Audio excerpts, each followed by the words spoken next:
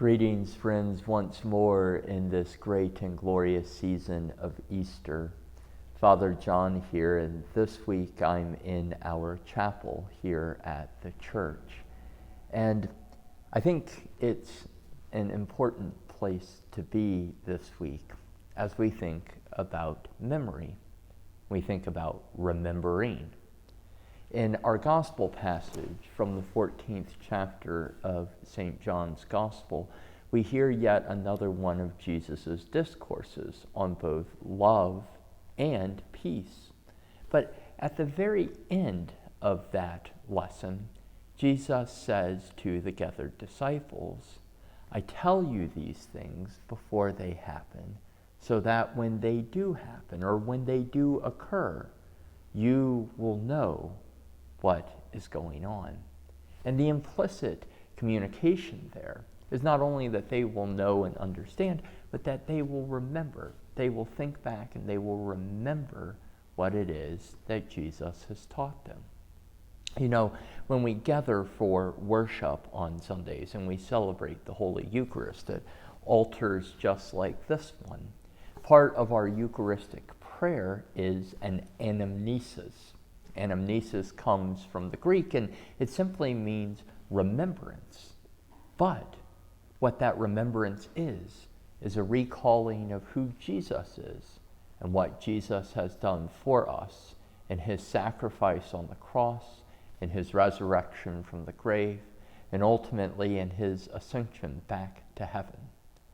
And remembrance is central to how we live our faith lives. We're constantly called to remember who God is, what God has done for us, and how we are called to follow after God in our lives. You know, we celebrate remembrances in many forms and fashions as well as faithful Christians.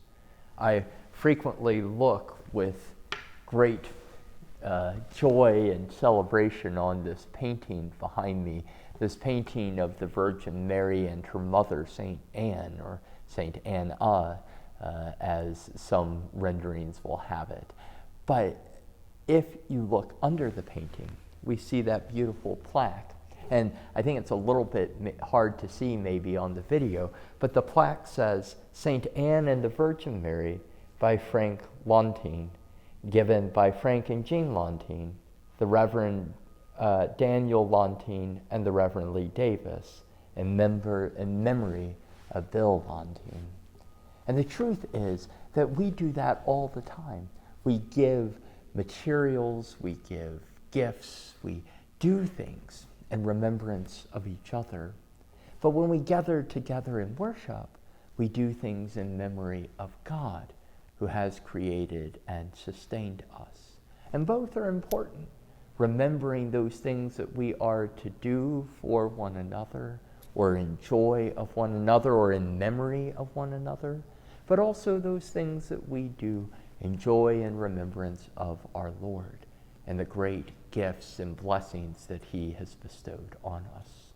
So this week, as we round the week out and prepare to enter once more into our time of gathered worship on Sunday, I invite you to take a few moments and think about the role that memory and remembrance plays in your life. How is it that you remember those whom you love, or are called further into remembrance of those you love? Maybe those are the family members and friends and neighbors around you. Maybe it's once more a call into memory and remembrance of what God has done for you. But this week, spend some time in remembrance. Remember what God has done already, where God has led you in your lives, and the many blessings that God and others have bestowed upon you in this season of life or in the past. Remember this day that God gives love and God gives peace. Blessings, friends, this week and always.